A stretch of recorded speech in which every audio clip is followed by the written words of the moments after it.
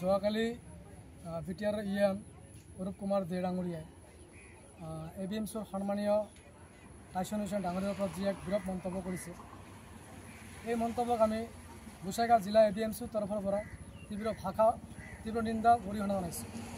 কাৰণ আপোনালোকে জানে যে দুটা ফৌজৰ মাজত যি মাটি বিবাদ এক কেন্দ্ৰ কৰি মাৰপিট ঘটনা হৈছিল, এই ঘটনাক তদন্ত কৰিবলৈ আহি বিটিআৰৰ ইএম তথা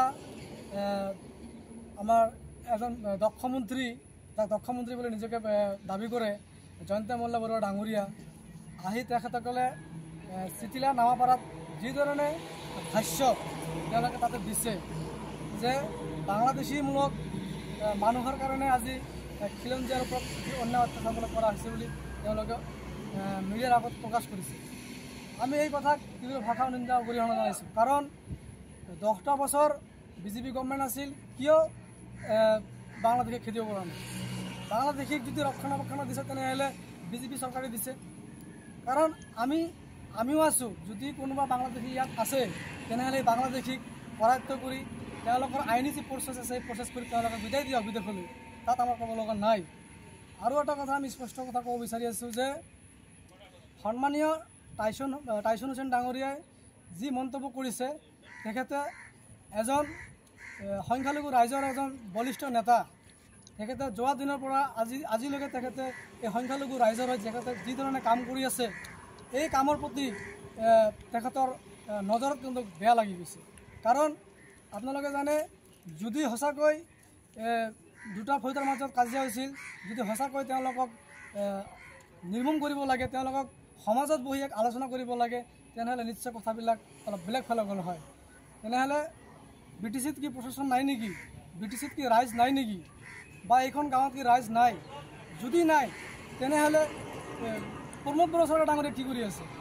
নিজকে ছুইজাৰলেণ্ড বুলি কৈ আছে, নিজকে ছুইজাৰলেণ্ডৰ ভিতৰ বুলি কৈ আছে। ছুইজাৰলেণ্ডত আমি এনেকৈ দেখিব পৰা নাই। সেইকাৰণে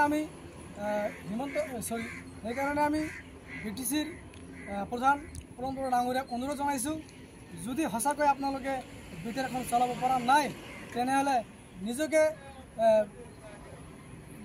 গতিচিত কৰি নিজকে বহি থকাৰ কাৰণে আমি অনুৰোধ জনাইছোঁ। কাৰণ যোৱা দিনত যেনেকৈ বিটিআৰখন চলিছিল, আমি ভাবিছোঁ যে আহি থকা দিনত লাহে লাহে ভাল এটা পৰিৱেশ সৃষ্টি হৈ আছে, আমিও ধন্যবাদ জনাইছোঁ।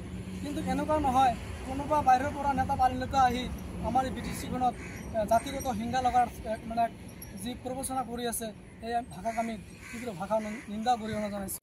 বিটিআৰৰ ইএম অৰূপ কুমাৰ ডাঙৰীয়াক শুকাই দিব বিচাৰি আছোঁ। অনাগত দিনত ABMCক লৈ কোনো ধৰণৰ তাৎসল্য মন্তব্য কৰিলে ABMC হাত আপুটি বহি নাথাকিব, গণতান্ত্ৰিকভাৱে আন্দোলন কৰি অৰূপ কুমাৰ দেৰ বিৰুদ্ধে আগুৱাই যাব। সেইখিনি আমাৰ স্পষ্ট কথা গোসাইগাঁও জিলা ABMCৰ তৰফৰ পৰা। ABMCয়ে ইতিহাসত সাক্ষী আছে, বিভিন্ন সময়ত বিভিন্ন লাঞ্ছিত বঞ্চিত জাতিৰকে মাত মাতি যোৱাৰ পিছত প্ৰায় 7জনকৈ আমাৰ ABMCৰ পৰা সতীৰ্থ শ্বহীদ হৈ গৈছে জাতিৰ কাৰণে। আমিও জাতিৰ কাৰণে যিমান দিনলৈকে সময় দি আছোঁ, জাতিৰ কাৰণে আমিও শ্বহীদ হোৱাৰ কাৰণে সাজু হৈ আছোঁ। আমি কাৰো ৰঙা চকুৰ ভয় আমি ক্ৰেপ নকৰোঁ। আমি ABMCয়ে এক গতিবিহীন সংগঠন, ইয়াক কোনেও ৰোধ কৰিব নোৱাৰে। কাৰো ৰঙা চকুৰে ABMCক ভয় দেখুৱাই লাভ নহ'ব, এয়া আমাৰ স্পষ্ট কথা গোসাইগাঁও জিলাত। তেখেতে এজন ইএম, তেখেতে এজন বিটিআৰ কাৰ্যবাহী সদস্য, কিন্তু তেখেতৰ যদি বেলেগ কিবা ৰূপ আছে এইটো আমি নাজানো। যদি কিবা ৰূপ আছে তেনেহ'লে তেওঁ মিডিয়াৰ আগত ক'ব লাগিছিল যে মই বেলেগ কিবা এটা আৰু হয়।